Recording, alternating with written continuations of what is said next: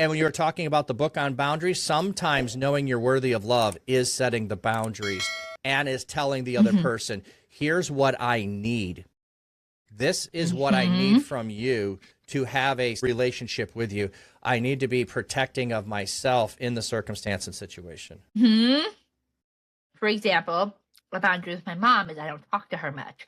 I love my mom very much. However, she self-projects a lot onto me. So a boundary I've set is I don't engage with her as much. I haven't gone no contact because I don't feel called to from the Lord. However, sometimes you do have to distance yourself from relationships, including your parents. Or sometimes you didn't have a relationship with your parent and then suddenly you're very close to them. People change and grow, right?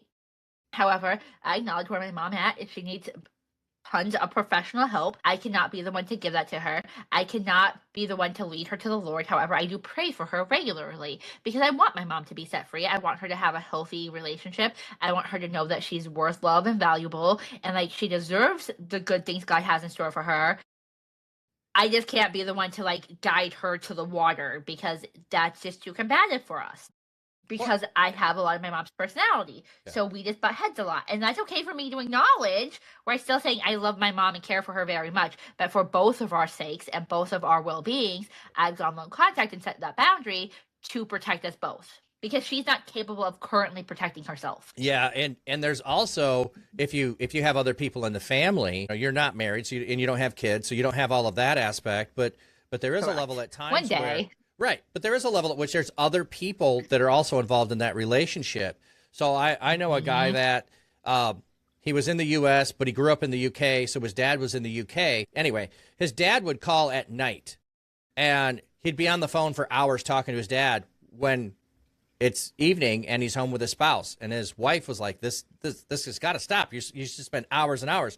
Well, he's alone and he's lonely, so I need to talk to dad and all of that. So finally it came to agreement is like, hey, dad, you call me on my lunch break. You have a full hour of my attention every day. And so he had to have the boundary of dad calls. It's outside. Dad, you know what we're doing. You can call me at lunch. I'll call you tomorrow at lunch. It'll be at this time, your time. It's my lunch hour. Here's when we're going to talk. And sometimes if you haven't had the boundary, you have to be firm and just restate the boundary. It's not about, hey, maybe you forgot. This is what we've agreed to. Maybe you're struggling today, but this is what we've agreed to do.